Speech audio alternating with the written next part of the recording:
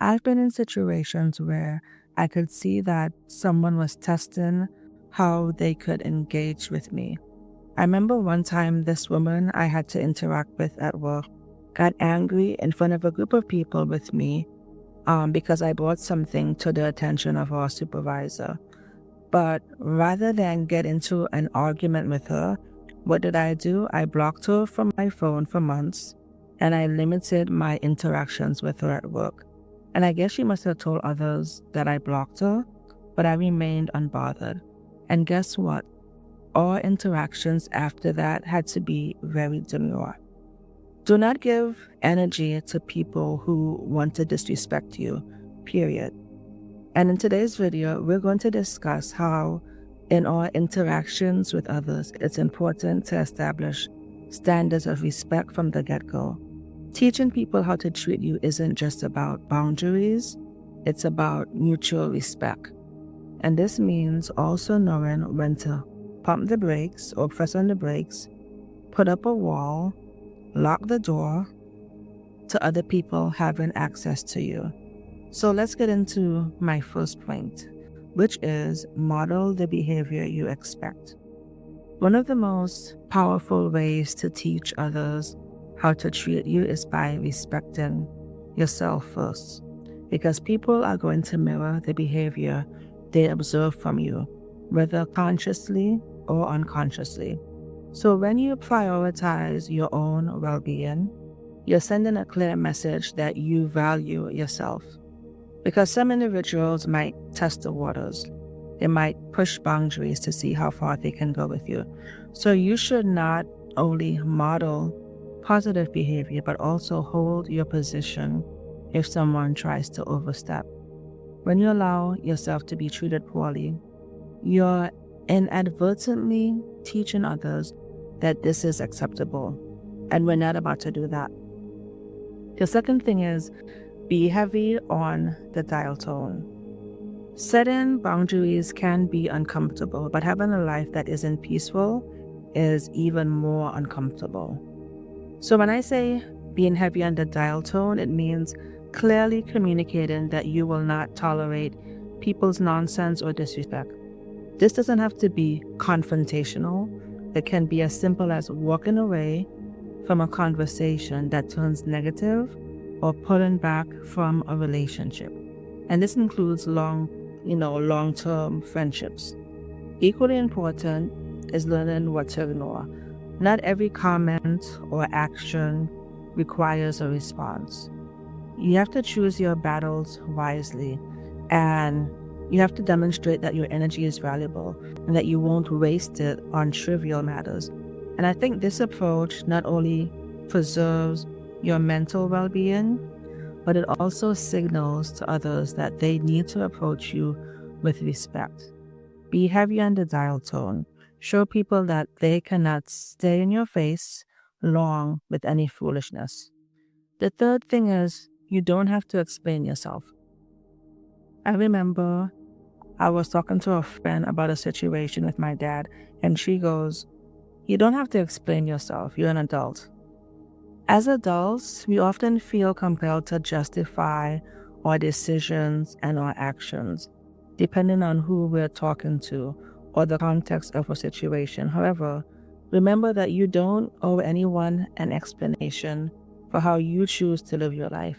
Ask yourself, are they cutting you a check? Are they paying a bill?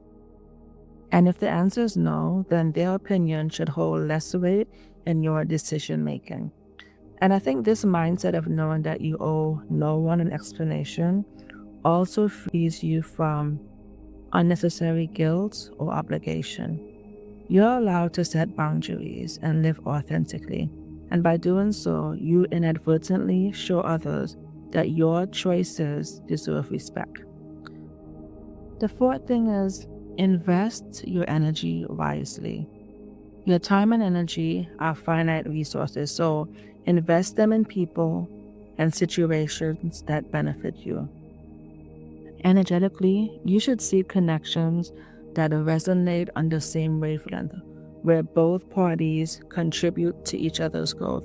So spending time with people who drain your energy or who undermine your self-worth, these do have negative effects. So ladies, choose who you spend your time with carefully, because you're teaching others to value your presence and recognize the importance of reciprocity in your relationships. Put your energy into people and situations that also benefit you, because it's really a two-way street, especially in this economy. You don't want to be around takers. You want to also be around people who give back to you. And I'm not just talking about like monetary. It could be encouragement. It could be like giving you connections. Just give back in some way.